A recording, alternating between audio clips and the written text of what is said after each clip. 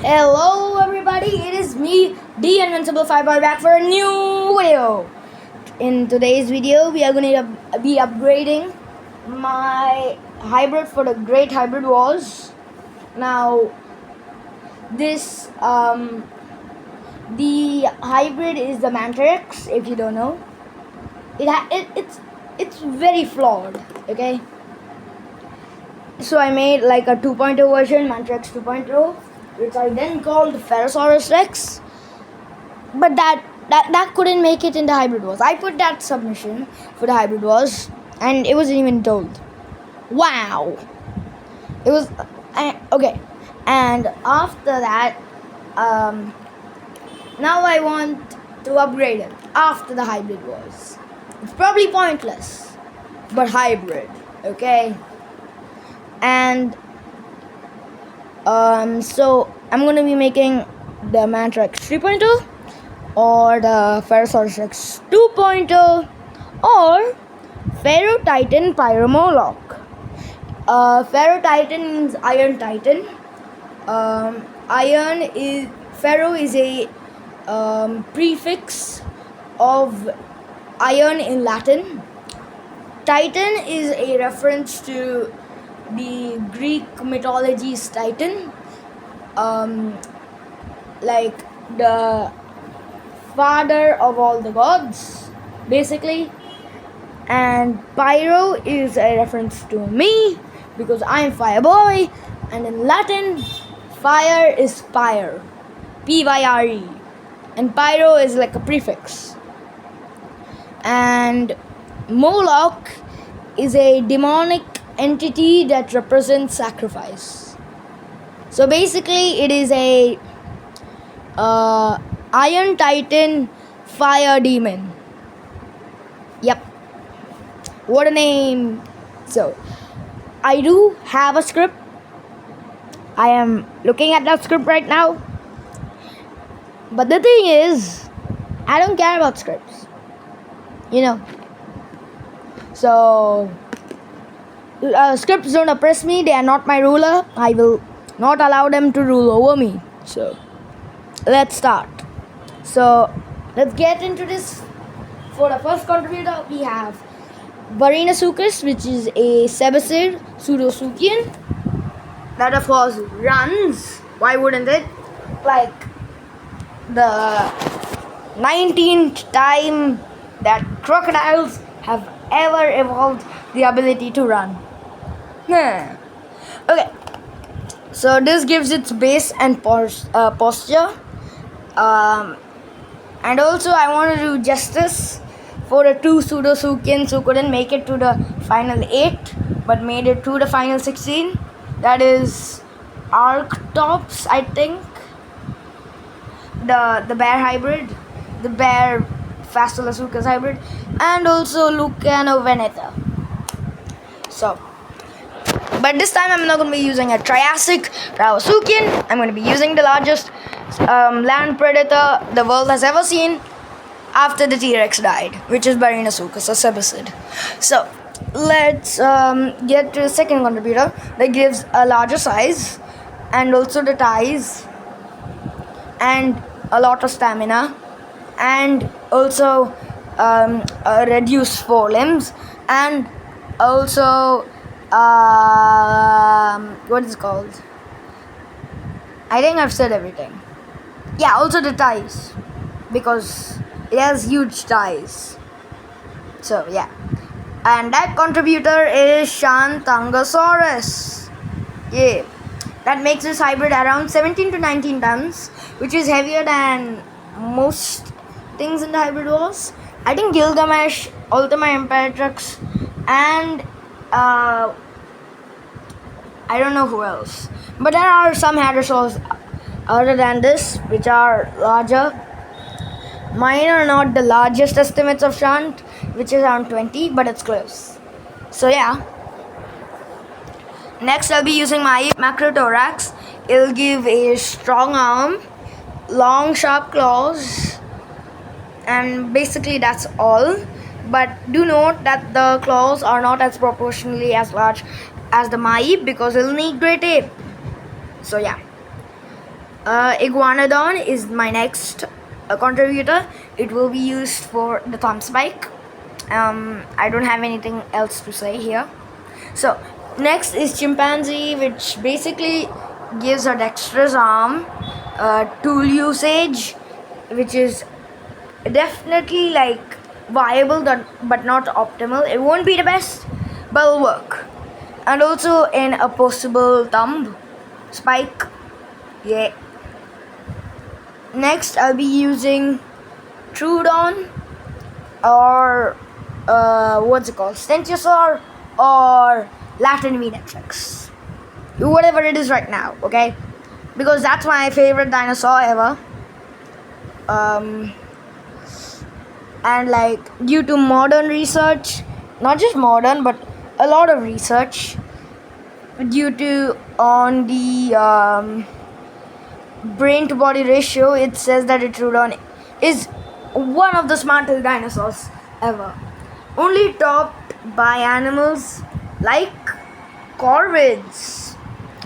Which brings me to my next contributor, the raven or the crow or the rook or whatever crows are called.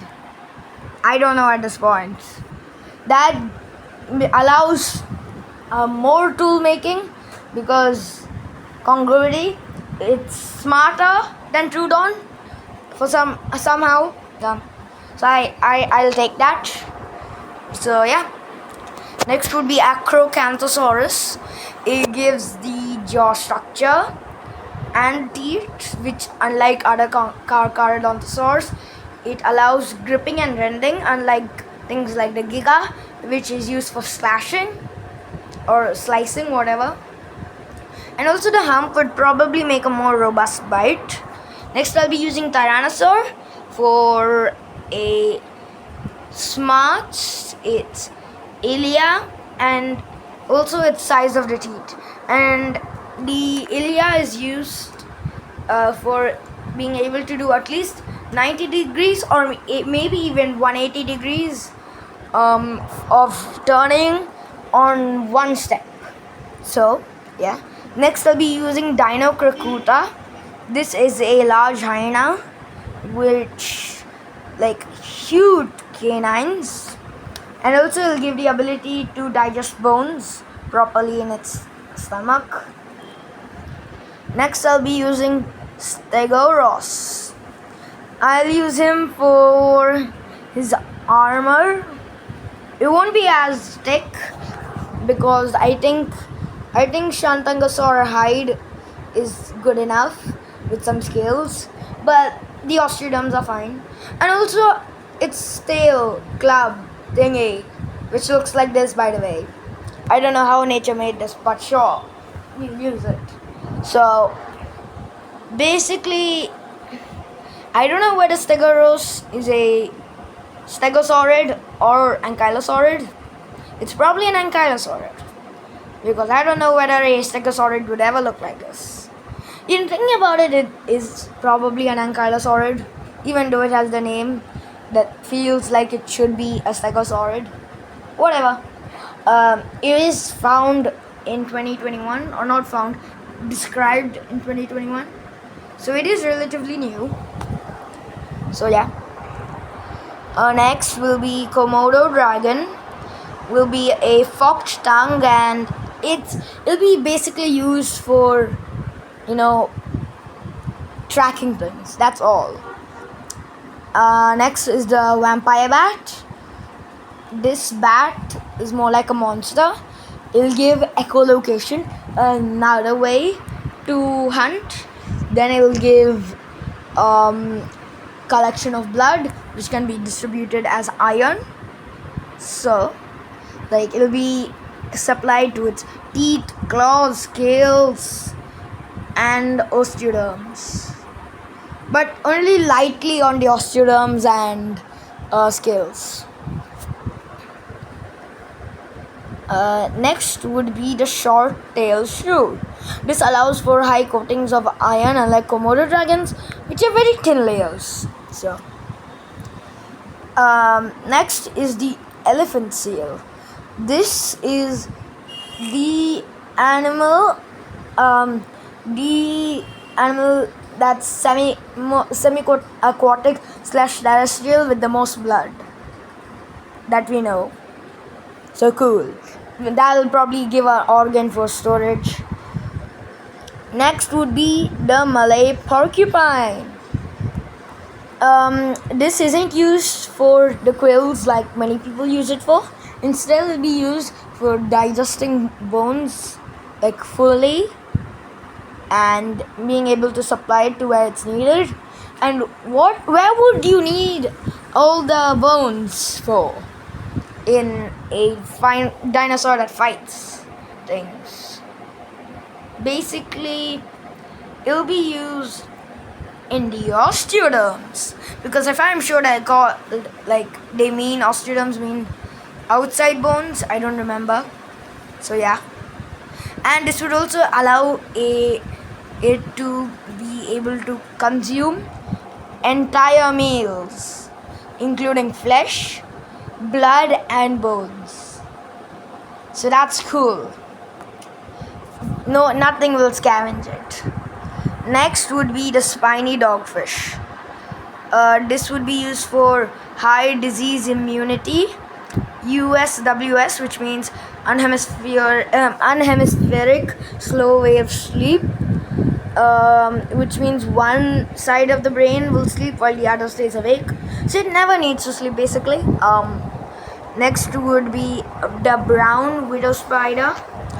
This is a weird animal to talk about, but the reason there is brown widow spider is because it has two sets of venom, which could be adaptable and basically evolutionary.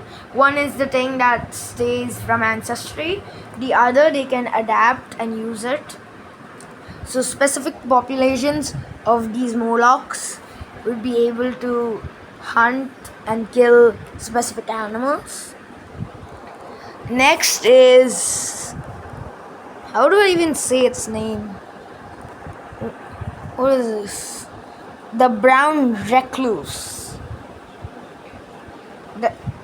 The brown recluse. The brown recluse gives it a necrotic venom, if I'm sure, which is like a rotting venom. So basically, yeah, it'll be able to rot things before they're dead. So it'll help paralyze. It'll take a long time. That's why I'll be using the next contributor, the blue ring octopus. So why am I using the blue ring octopus? Well, because the blue ring octopus has tetrodotoxins, which can kill humans in 15 minutes. And tetrodotoxins paralyze. So if something is resistant to tetrodotoxins from the blue ring, there will be the brown recluses rot. And also we'll be having vampire bats, Draculin, I don't know what it was called. That thing, which is basically, I think, hemorrhagic, if I'm sure, which stops you from being able to do blood clots. And yeah, that's all for the venom part, basically. Next would be Maraxus gigas. This is another Carcharodontosaurid. The reason I'm using it is because it is the oldest non-avian dinosaur that we know till now. It can live up to 70 years. The reason I've added this, I will explain in a few minutes. So just wait. And that is all the contributors. Wait. There's one more. The blue heron, which I am using because it'll give a piscivorous diet, because piscivorous animals have more likely a chance of surviving in the wild because they can catch fish as well. And it'll also give air sacs, which will give even more stamina. And since it doesn't have to sleep, it can make large timings for fights for like days on end. So the opponent would probably be tired, while my hybrid will not. So yeah. Hi, this is future me, or past me's future. So future me, but technically I'm the past because I recorded this video before you saw it. So past me. But that means that past me is past me. Okay. Basically, I forgot to talk about something, and that's why I added Meraxes for the lifespan. Basically, since it takes so long to mature, only some select few individuals would have been able to mature that much, and if they were able to, that means they were probably the strongest, the fastest, and they defend the test. So then when they breed, and there are new Pharaoh Titans, they're gonna be even more. So basically, I'm reducing their odds of survival to strengthen their odds of survival in the future, I guess. So this is past me's future me, and your past me logging off. Let past me or past me continue. Hey. I was about to tell one more thing, but I think I might have forgotten it. Yeah, I remember. It is basically that this hybrid of mine, the Pharaoh Titan, will also be used for just surviving an ecosystem. Because that it doesn't always need to be the hybrid wars. It can be used. It will probably be fighting other hybrids. It probably will go through experiments like Peter Jackson's Skull Island. Yeah. So overall, that's all the contributors, and I don't know how much contributors that is. That's like 8, 9. Isn't it 18? 18, 19, 20. I think 21 contributors. But right now, you're probably thinking, Fireboy, you forgot congruity. Its instincts will be very different and it'll be confused, right? Well, hate to break that to you, but you're wrong. It won't. Because every animal is born with a few instincts. Some are ancestral, which not all animals do have it, but this is what's usually found in animals as instincts when they're born, which is namely finding food and water, getting protection, running from predators, and the next thing is probably courtship, if I'm sure that's what I call it. I don't know, which is basically reproduction. So yeah, those are the main instincts.